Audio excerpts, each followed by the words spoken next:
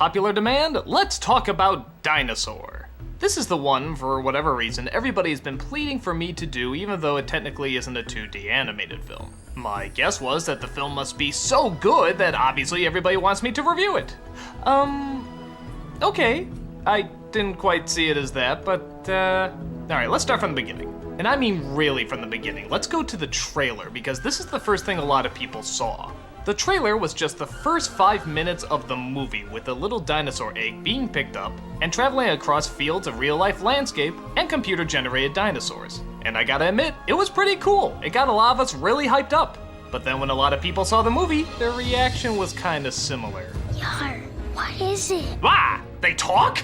Damn it, I thought they were really gonna do something new with like the animals that don't talk, sort of like in Fantasia, or do this really adult story, but okay, oh well. You know what, maybe it'll be like Land Before Time, you know, where it's this really big story and really touching characters and just this timeless... What you need is a little help from the Love Monkey. Love Monkey, huh? Come on, hot stuff. Let's get going. Okay, which celebrity is that? Girls, I'm known as the Professor of Love. Professor? Really? They had professors in the dinosaur age? Yeah, I know I'm probably overreading it, but for God's sakes, look at this opening! Look at how real they try to make these dinosaurs! They're obviously trying to tell this really, really big story, and I'm sorry, you can't do it with these voices and these references. If it was something like out of a Rudyard Kipling novel, maybe, but... The Love Monkey. Oh, stop saying that! The story, you've heard it a million times. It's Moses again. A young one is driven from his family to be raised by somebody else. Years later, he grows up, but finds something threatens his kind, in this case, a meteorite. So he finally comes across his people, and wouldn't you know it, he emerges a leader. Again, I'm willing to put up with this if they give us something new, but these characters are so bland and so tired. The minute you see the main character, you know what he's gonna be. He's gonna be naive, but determined. A wisecracker, but knows when to be serious. The all-around good role model who cracks a few jokes every now and then. What about the supporting characters? You have the female love interest, who is just there to be the female love interest. Yeah, they talk twice, and all of a sudden they're like laying eggs at the end. When did that happen? The jerky leader is the jerky leader. Oh, wait, actually, we have two jerky leaders, so that way we can do both story arcs. The one with the guy who realizes his mistakes, and the one with the stubborn jerk who never catches on. Well, great, you gave us two cliches for one. You got that weird thing I never get where some of the dinosaurs talk, but some don't. You could argue maybe they're not as intelligent, but look, one of them's like a dog. I'm sorry, that's really weird. If it was like a different animal, maybe, but when all the rest of the dinosaurs can talk, this is really kind of odd. It's like talking to a person and then another person is suddenly licking and scratching at you. It's, I don't know, just odd. Even all that beautiful landscape we were promised in the trailer, most of it's just traded in for bland, boring-looking desert. And I know what they're getting across. They're supposed to be suffering, the meteor hit, it's supposed to be bad times. But when your story and your characters are as bland as this, the least you could do is give us something interesting to look at.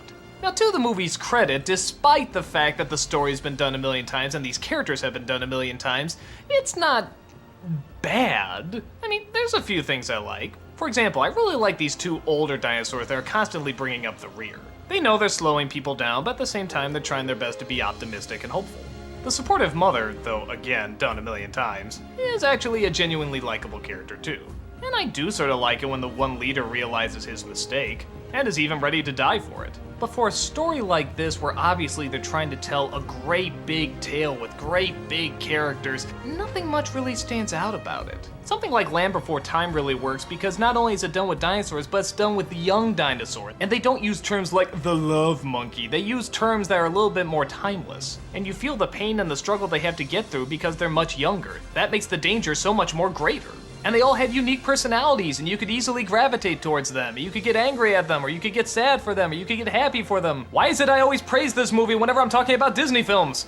So yeah, I hear the film didn't do phenomenally well at the box office, and you can probably see why. But again, a lot of people really want me to do this, so I guess a lot of people out there probably really enjoy it. And if you do, that's awesome. Like I said, I don't think there's anything ethically wrong or really insulting about it. It just seems like a really been done story, as well as really been done characters. And I know that there's about 5 original stories that we're all doing variations on, and like 10 original characters that we're only doing variations on, but the more they can hide it or at least bring something new to the table, that's what makes a difference. And for me, I just didn't feel this brought enough. I didn't hate it, I just couldn't get into it.